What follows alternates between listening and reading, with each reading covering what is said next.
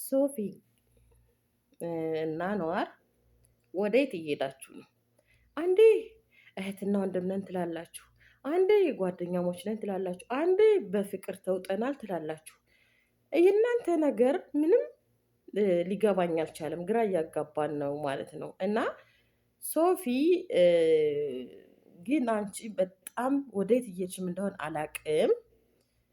ብዙ አስተያየቶችን ብቻ እያስተናገድሽ ነው።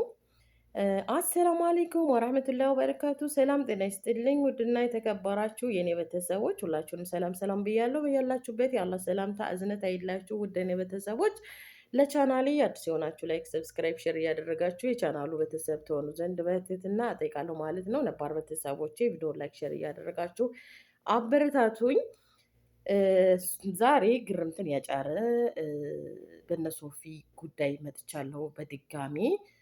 ሰሞኑን ትንሽ አቋርጬ ነበረ፣ ስለነሱ እየሰራሁ አልነበረም። ዛሬ ደግሞ አንድ የገረመኝ ነገር ስላለ እሱን ወደ እናንተ ይዤ ልቀርብ መጥቻለሁ ማለት ነው። እንግዲህ ሶፊና አኗር እንደምታዩቸው ሲፈልጉት እና ወንድም ናቸው፣ ሲፈልጉ ፍቅረኛሞች ናቸው፣ ሲፈልጉ ምን መለገሌ ምናምን በጣም የሚደብረው እና ቆይ አሁን አንቺ እሱ እኔ አንቺ ባታስቢው ምን ያስቢዋለሁ አልሽ። አጭሩን አይደለ እኔ አስቤበታለሁኝ። እና አንቺ ደግሞ በወንድምነት ነው የቀረብኩት። እኔ አላወቅኩም፣ በፍቅር እንደቀረብከኝ አላወቅኩም። እና እኔ ወንድሜ ብዬ ነው የቀረብኩህ የምትዩ ይሄ ለተመልካች ምንም እኔ የማይዋጥ ነገር ነው የምትዩ። ቆይ ሰው ደረት ላይ እየተለጠፉ ሰው ደረት ላይ እንደዚህ በቃ እየተሻሹ እህቴ ነው ወንድሜ ነው ማለት ይቻላል እንዴ? እንዴ እናትሽ ልጅ የወለደችው ነው። እውነት ለመናገር አታፍርበትም? በቃ እሱ ይሻላል ትክክል የተናገረው። እሱ ምን አለ? እህቴ ልትሆኛችም አለ። በቃ አዎ እውነቱን ነው፣ ልትሆኛችም።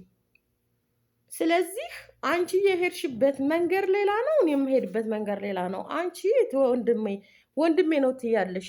እህቴ እኔ ወንድሜሽ ልሆን አልችልም። እኔ የሄድኩበት አካሄድ ደግሞ በፍቅር ነው። በቃ ፈቅርሻለሁ፣ ወድጄሻለሁ አለ። በቃ አጭሩ። ከዛስ በኋላ አልፈልግም ምናምን እኔ የተጎዳው ሰው ነኝ። አመት ሙሉ የተጎዳው ነኝ። በቃ አረርሽ እንዴ! ተፋቅሮ መለየት እኮ አንቺ አልተጀመረም። ሰው እንኳን ተፋቅሮ መለየት ደጋግመን ነግረንሻል። ሰው 10 5 ወልዶ ይለያያል። እህል ውሃ ካለቀ አለቀ ነው። እንኳን ገና እናንተ ፍቅረኛሞች በቃ ሄደ ነው። ምንም አልተጎዳሽ። ልክ እኮ አንቺ ሰው የሞተብሽ ይመስል ተጎዳው። ኧረ ትንሽ ይሸመምሽም እንዴ? በቃ ነገ ሌላ ቀን ነው፣ ህይወት ይቀጥላል። አንቺ የሚስማማሽን ለአንቺ በቃ እሱንም አፍቅረሹ ነው አይደለ? አሁንም አንቺ በቃ የሱ ወደ ጎን ጥሎሽ ሄድ አይደለ? ተይው፣ አንቺን ጥለሽ ሂጂ። በቃ ፍቅሪ። በቃ ለአንቺ የሚስማማሽን ተውፊቅ ጋር ያለው እኮ ሌላኛው የምታፈቅሪውም ጋር አለ። ምን ስለሆነ ነው? በቃ አንቺ ልጅ ይመስለኛል ተውፊቅ ካላገባ የማግባትም የማፍቀሩ ሞራል ልቦና የለሽም ማለት ነው። እሱ ደግሞ እንደዚህ ተሆንሽለት ሁል ጊዜ አያገባም፣ ቁጭ ይላል። እሱ በጎን የሚሰራውን ይሰራል። ምን ቸገረው? ወንድ ልጅ እኮ ነው። ምን ይመጣብኛል ብሎ ያስባል? ምንም። ሴት ልጅ ግን ስትክለፈለፍ ወይም እንደዚህ በቃ ሾልክ እመጣለሁ ስትል ጉዳጉድ ይዛ ስለምትመጣ ያ ነገር ሁሉ አስፈርቷት ትደበቃለች፣ ትቀመጣለች ተሰትራ። ወንድ ልጅ ግን ችግር የለበትም። የልቡን ሰርቶ ይመጣል፣ ይመለሳል። በቃ የኔ ናት ብሎ ልቡ የሚያርፍባትን እስከሚያገኝ ድረስ ከሌላው ነገሩ የሚቆጥበው ነገር የለም። ሴት ልጅ ግን አችልም እንደዚህ። ስለዚህ ያ ነገር ስላለ እሱ ከአንቺ ላይ ቆርጧል። አንቺ ደግሞ ቁረጭ። በቃ ሁል ጊዜ የተጎዳው አትበይ። አመት ሙሉ በተጎዳ በቃ ህይወትሽን ልትጨርሽው ነው እንዴ? ስለዚህ በቃ ያማፈቀርኩ ሲለት እኔ የተጎዳው ሰው ማፍቀር አልችልም፣ መስራት ስራም ቢኮን ማፍቀር፣ ማግባት፣ ትዳር መያዝ እኮ ስራ አይከለክልም እኮ። ስራ አይከለክልም። ስራሽን እየሰራሽ ቤተሰብ እያፈራሽ ስትኖሪ ላንቺ እንዳውም ህይወት ማለት ያ ነው እንዴ። ሁልጊዜ የተጎዳው ሰው ነኝ። ስለዚህ አንዳንድ ኮሜንታተሮች ደግሞ ሳይ ይህ አይመጥንሽም፣ ይሄ ልጅ ነው ምናምን። በቃ ዋናው ፍቅር ነው። ትልቅ ሆነ ትንሽ ችግር የለውም፣ መተሳሰቡ ነው። የሰው ልጅ እንጂ እድሜ አይገድበውም። እውቀት በአስተሳሰብ ነው። ስለዚህ እሷ እዚህ መካከል ሁልጊዜ በተጎዳው እርሜዋ ልክ በቃ እንግዲህ አመት ሊበልጣት ነው። አሁን የተጎዳው ሰው ነኝ። የምር በጣም ሰው ይታዘብሻል፣ ይስቅብሻል። ቤተሰብ ባያውም እንደ ቪዲዮሽን ሁልጊዜ የተጎዳው የምር አንድ ሰው የተጎዳው የኔ ነው ያለው ሰው ቤተሰብ ከመሬት በታች ሲሆንበት ተጎዳ። ምክንያቱም መልሶ ያገኘውም። አንቺ ደግሞ በቃ ልክ እንደሞተብሽ ሰው እንደ ከመሬት በታች እንደሆነብሽ ሰው የተጎዳው አራት አሟርቺ እንዴ! አፍቅሮ መለየት ባንቺ አልተጀመረም። ሰው ይፋቀራል፣ ይለያያል። ሰው ይጋባል፣ ይለያያል። ስለዚህ ሁልጊዜ የተጎዳ ልብ ይሄ ነገር በጣም ይደብራል። እና አሁን አንዋርም በቃ እኔ አላፈቀርኩም። ለምንድን ነው አንተ እኔ በዚህ መንገድ እንደዚህ የምትለኝ? ተወኝ። እንዴት ነው አለማፍቀር? ልቡ ላይ አይደል እንደተለጥፈሽ የምትይ? ስትተሻሸርን እንደምትይ እንዴ? ሰው አይደለሽም? የሰው ልጅ አይደለሽም? ወጣት አይደለሽም? ምንም ፍቅር እንደው በፊት ባታፈቅሪው እንኳን እንደዚህ ተራርቀሽ እንደዚህ ስትተሻሺ ያለ ማፍቀር አይቻልም። እንዴት አታፈቅሩ? ማፍቀርሽዋል። ግን እሳ በቃ ያኛው ከልብሽ ስላልወጣ ያኛው ትዝ ባለሽ ቁጥር ይሄንን አላፈቀርኩም ትይዋለሽ።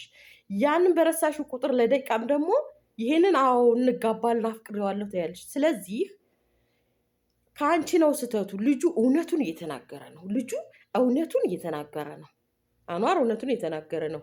እህቴ ልትሆኝም አትችይም። እኔ አፍቅሬሻለሁ። አንቺ የምትሄጂበት መንገድ ሌላ ነው፣ እኔ የምሄድበት መንገድ ሌላ ነው። እኔ የምሄድበት መንገድ አንቺን በልቤ ውስጥ አስጋብቻለሁ፣ አፍቅሬሻለሁ፣ ማግባት እፈልጋለሁ። በቃ አጭሩን ተናገረ ሳይደብቅ። አንቺ ደግሞ ልቡ ላይ ተለጥፈሽ እየዋልሽ ውስጥሽን ደብቀሽ ለተመልካች ወንድሜ ነው አላፈቀርኩም፣ አንድ ላይ የማይሰራ የለም፣ ለስራ ነው የተገናኘ ነው ምናምን። እንዴ ለስራ የተገናኘና ያልተፋቀረ ሰው እኮ ያስታውቃል። ለስራ ከሆነ የተገናኛችሁት በስራ ያስታውቃል። ግን እንደዚህ እየተለጣጠፋችሁ ቪዲዮ እየሰራችሁ አልተፋቀርንም ማለት ምን ማለት ነው? ስለዚህ አንድ ሰው በቃ ሶፊ ቁረጭ፣ ከሶፊ ይቅርታ ከቶፊቅ ቁረጭ። በቃ የምር እሱን ራሱ አኮራሽው። አመት ብሎ አንቺ በዚህ አያያዝ እኮ በቃ የመውለድ የማፍቀር ህይወትሽን ለመምራት አትችይም ማለት ነው። እሱ ደግሞ ነገ ያሳይሻል። ስለዚህ ሁል ጊዜ እንደዚህ አትሁኝ። በቃ ይበቃሻል። አመት ሙሉ ተጎዳው እንዴ! እርሜ ልክሽን በተጎዳ ህይወትሽን ልትመሪው ነው እንዴ? እና ስለዚህ ለጊዜው እሱ እንግዲህ ለመንኩ ብሏል። ተለያይተናል የሚልም ነገር አለ። ነገም እንደሚሉ እንጠብቃለን። ተለያይተናል አይለያዩ። እሷን ምንቅ ያላት ጥላው ሄደች። እየለመናት ነው ጥላው ሄደችው። ቻው እንኳን አላለችውም። እየለመናት ነው ጥላው ሄደችው። ምን ማለት ነው ይሄ? ኧረ እባክሽን ሁል ጊዜ በቃ ተውፊቅ እንግዳስ ጥንትም ላይ ያገባ ይችላል። ስለዚህ ዘላለም እየጎዳሽ ይኖራል ማለት ነው። አንቺን ለመጉዳት ሲል ራሱ ላይ ያገባ ይችላል። ምክንያቱም አንቺ ልብሽ እንድወሳወስ ብልጡኝ ይህን ያክል ከተባልሽ ደግሞ አንቺ ደግሞ ብልሁኝ። እሺ ተመልካች እንግዲህ ብዙ እየታዘበሽ ነው፣ እየመከረሽ ነው፣ እየተቆጣሽ ነው። አንቺ ግን በዚህ ሰምተሽ በስታፈሻዋለሽ። ወይ ልክ እኮ አንቺ የመሰልሽው ተውፊቅ ጋር ያለው ነገር ሌሎቹ ጋር የሌለው እየመሰለሽ ነው እንዴ? ተሸወችሽ። እና ውድ ቤተሰቦች እናንተ ምን ትላላችሁ? ሀሳብ አስተያየታችሁን ኮሜንት ላይ አስቀምጡልኝ። እኔ ለዛሬው ቪዲዮዬ እዚህ ላይ አቆማለሁ። ቀጣይ ቪዲዮ እስከምንገናኝ አሰላሙ አለይኩም ወራህመቱላሂ ወበረካቱ።